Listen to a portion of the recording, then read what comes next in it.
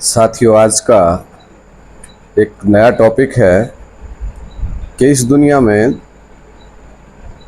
दुनिया भर के गुरुजी हैं और इतने गुरुजी हैं और सब गुरुजी अपने ढंग से गुरु मंत्र देते हैं। लेकिन क्या आपने कभी सोचा कि इतने जप तप नाम ले लिए, कभी सृष्टि का उद्धार हुआ?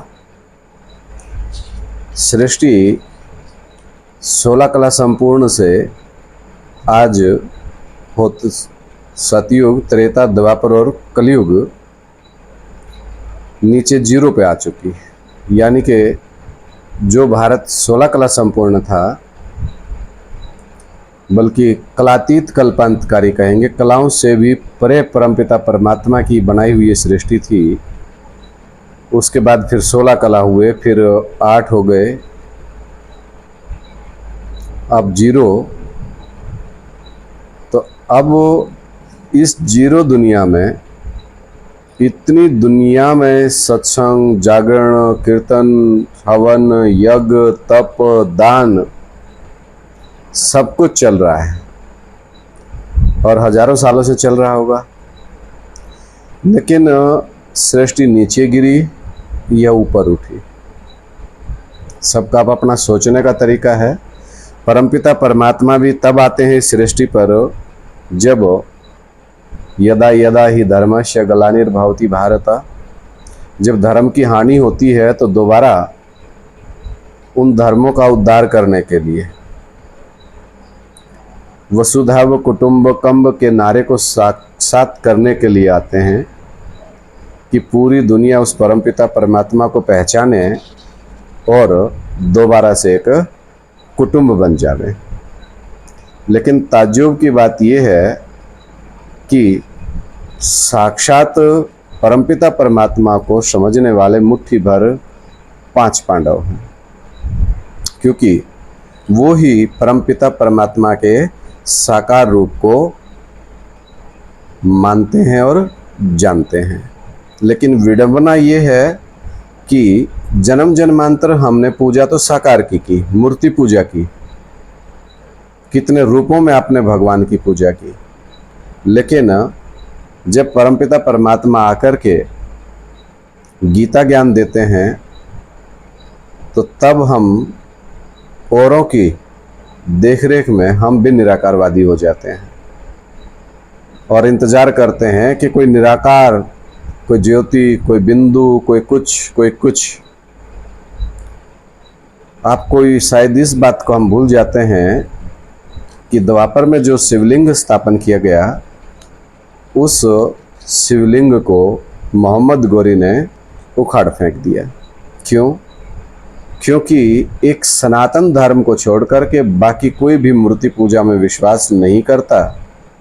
इस बात पे कोई भी विश्वास नहीं करता कि भगवान भी साक्षात आते हैं और साक्षात बैठ कर के पढ़ाते हैं और यहाँ पर सुख शांति की दुनिया दोबारा से स्थापन करते हैं। इस बात में उनका विश्वास नहीं है।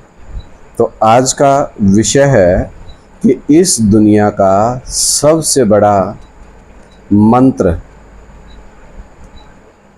इतने गुरुओं ने मंत्र दिया तो उस मंत्र देने वालों का भी तो कोई बाप होगा।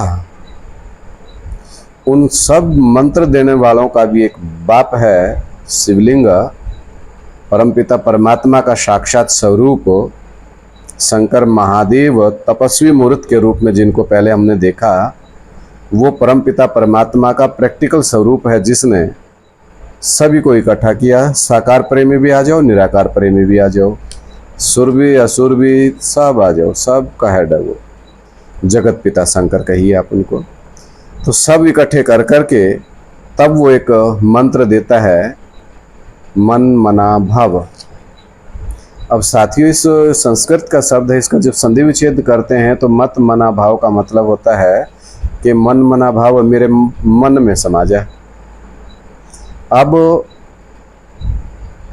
जब हम शिव का जिक्र करते हैं तो शिव को तो मन नहीं है, वो तो अमन है। अगर वो अमन है तो फिर ये कहने वाला कौन है कि मेरे मन में समा जा? ये व्यक्तित्व है इस मनुष्य सृष्टि का बाप, जगत पिता। जब तक हम उनको शंकर के रूप में बैठा हुआ देखते हैं तब तक यही सोचते रहते हैं, हजारों तरह के कलंक लगते रहते हैं। तो साथियों, वो कलंकीधर के रूप में सभी कलंकों को भी स्वीकार करता है, सब कुछ करता है, लेकिन फिर भी सुख और शांति का दाता है, दुख हरता है। हर हर महादेव कहते हैं। हर हर माना हरण करने वाला, हमारे दुख दर्दों को हरण करने वाला है। तो परमपिता परमात्मा हमें ये मंत्र देते हैं, मन मना भाव मेरे मन में समा जा, क्योंकि वो एक ही संकल्प लेकर के दुनिया के सामने आते हैं, जो इतनी बड़ी महाभारत करवाई, क्या कि इस नरक के बीच में स्वर्ग की स्थापना करनी है। वसुधैव कुटुंबकम, पूरी दुनिया एक परिवार होगी तो उस परिवार का मुखिया एक ही होगा। जब दुनिया यहाँ साकार में है तो उसका मुखिया भी हमारी तरह से साकार में होगा, तभी तो अपने बाप के पैर पकड़ेंगे हम, तभी तो नमन करेंगे, तभी तो कहेंगे ओम नमः शिवाय, मैं शिव को नमन करता हूँ। तो उसका प्रैक्टिकल व्यक्तित्व के रूप में उसको पहचाने तो पहचानने वाले मुट्ठी भर 5 पांडव। तो सबसे बड़ा मंत्र इस दुनिया का है, मेरे मन में समा जा। ऐसा क्यों कहा? क्योंकि वो सबका मालिक, सबका मालिक एक, फिर क्यों बटा हुआ संसार है। वो सबका मालिक आकर के एक ही मंत्र सबको देता है कि जैसे मैं कहता हूँ वैसे करो। फिर आप कहेंगे कि आप करते हैं। भाई, जितना कोशिश मेरे से भी हो रही है मैं भी कर रहा हूँ।